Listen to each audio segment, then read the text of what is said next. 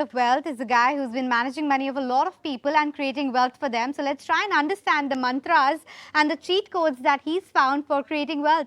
Feroze Azeez of Anand Rathi Wealth joins us on the show right now. Hi Feroze, thanks so much for making time for us and happy Diwali to you. Do the same and wish each viewer a great Samvat. Well, we're talking about wealth creation. You are our wizard of wealth today. Talk to me about first up, what does wealth mean to you? Anisha, my definition to wealth, and it is a very good question because everybody needs to introspect, and each person's definition could be different. So for me, wealth in the monetary terms, okay, and I'll tell you more in the social terms is very different. In the monetary terms is that portion of my net worth which is portable. Okay, anything which I can't access on a click of a button is not wealth for me. Okay, it could be included in my net worth, but not in my wealth. So I met somebody in Navi Mumbai. He said, I got 100 acres in Navi Mumbai. That's worth about 800 crores, but he has only 2 crores on a click of a button, and he's struggling to borrow against it. So I would say great net worth, but bad wealth. I think that's on the monetary side. On the life side, I think it is your relationships is what ends up being wealth. And money helps you facilitate that relationships, because I can't express my dad with a hug every day because he stays in Mysore. So I send him a present using money, which becomes an important constituent. But do people understand what they mean by their wealth when they come and meet you? Do they have a very clear idea in terms of, you know what, I want X amount of money for my retirement, or this is my goal, or there as well a bit of introspection is needed? Huge introspection is needed. See, I've met several people. Some of them are clear. Some of them are very ambiguous. Let me give you an example. So I met one gentleman. He said, Feroze, Anand Rathi Wealth technology is not a great platform. And I'm confessing to that. But he actually doesn't need technology. He's got more than 60 crores. What he ideally should be looking for in his wealth manager should be risk-adjusted return, best in class. If he were to call any of my colleagues, they should pick up the call even at 12 in the night. They should give him tax and estate planning services. This is what he wants, but he thinks he needs technology and ease of transaction. I said, sir, agar aapke paas 1 crore rupiya hota, if you're looking for technology and ease of transaction, I agree. For a 60 crore guy, what's more important is your tax service, your estate planning service, your risk-adjusted return, and somebody to hold your hands when the market is down.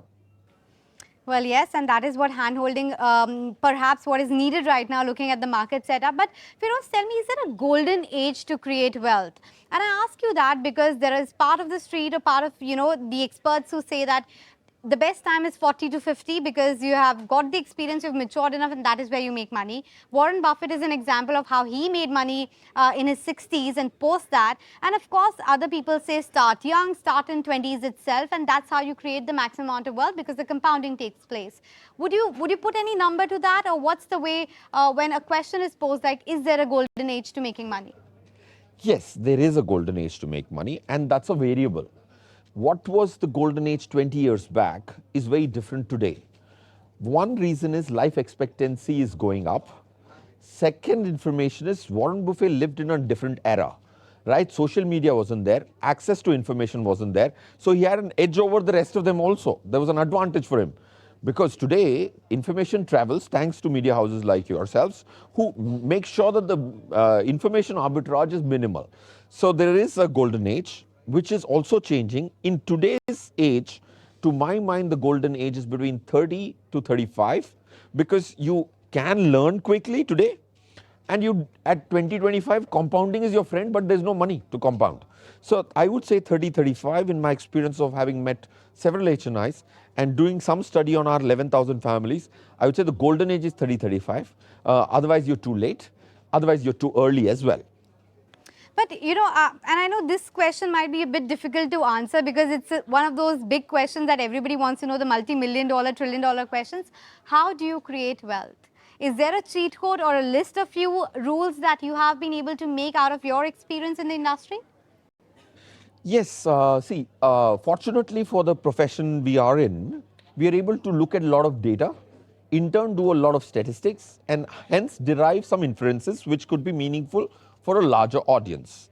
So in my opinion, the first thing I have realized after having done several studies of people who did very well and did disastrously bad was the guys who did very well, they didn't just choose what they have to do, but they were very clear what they will not do.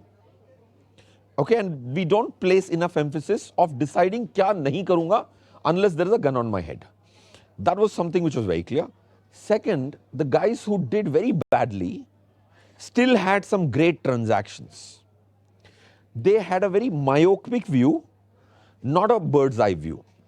Let me give you an example. I met a lady who has 150 crores. That's a lot of money, by any stretch of imagination.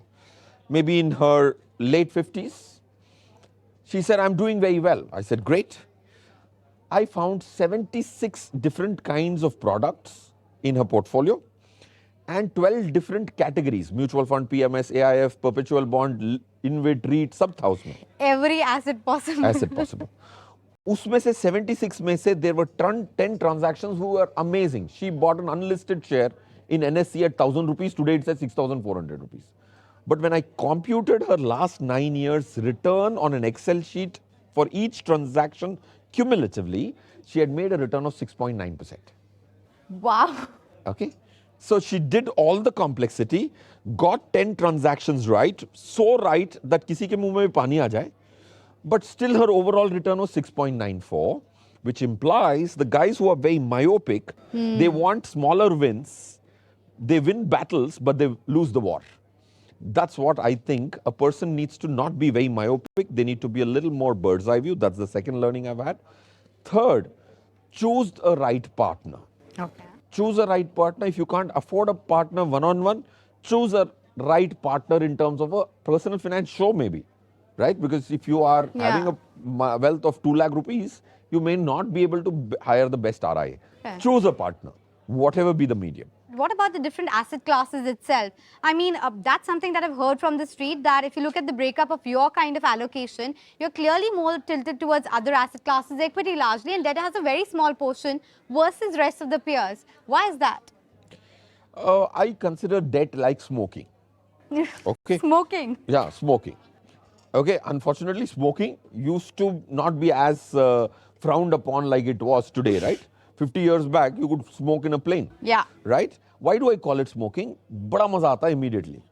Right? I have been a smoker. I've just quit 6 months back. Kudos to you. All right? You take a puff, you feel immediate dopamine in your mind. But it is slow poison.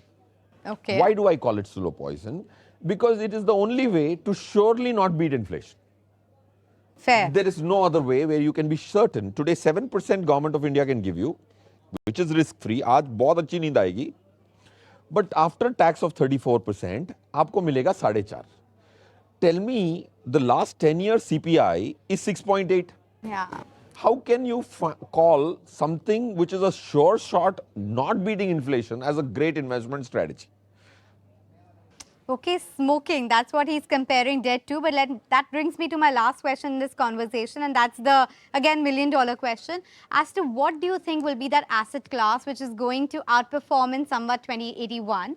And I ask you that because you take a look at gold right now, it's up, what, 30% already this year? Nifty, of course, has done already 15-20%, which is higher than its average that we have seen. And then, of course, there's Bitcoin and the rest of the asset classes, which haven't done well, but people say it's expected to do well. And then there's the rate cut cycle as well. With all of these moving parts, which asset class do you think is likely to outperform? And within that, if you can give us a nuanced view. Sure. I'm so glad the kind of pointed questions you're asking, which I think is just so apt. Now coming to the last bit, which is asset allocation, so important. One submission is, of course, Samvats are a great time to take stock. Yeah. Like you clean house at introspection and Diwali, reflect. ghar dulwate hain aap. Yeah. Right? Cleaning a portfolio, this is a great opportunity to do that. But don't just, some asset classes are poised to deliver or give you an expectation in the short run. Debt I can predict in the short run. Equity I can predict in the long run. अगर आप मुझसे पूछेंगे 10 साल बाद India का ब्याज क्या होगा, is very difficult. 10 साल बाद equity इसके ऊपर होगी या नीचे होगी, is very easy. So these two animals behave differently. Debt is easy to predict in short term. Equity is difficult to predict in short term. Fair. So somewhat to somewhat, I personally think, and if I have to answer your pointed question, equity will continue to do well. If equity continues to do well, the other problem with equity is there are 2,350 odd stocks listed on NSE. All of them have the same name tag, equity. But उनका वर्ताव कोई 90% गिर सकता है, कोई 900% बढ़ सकता है. True. So what portion of the nuance of the equity markets will do well? To my mind, the broader market is a little more riskier today than the Nifty. Nifty की correction होना बड़ा कठिन है. Because EPFO अगले एक साल में लाख 1.5 लाख करोड़ डालेगा. और वो डालता है सिर्फ निफ्टी और सेंसेक्स में. True. Top 10 stocks of Nifty are 66%. So if 1 lakh crore check is cut by EPFO, 66,000 crores needs to go in the top 10 stocks. So Nifty will have some degree of resilience because of compulsory investing. So broader market which did very well, which I have a barometer for. I checked the small cap flows on a daily basis. Yesterday 202 crores, day before yesterday 202 crores came into small cap funds.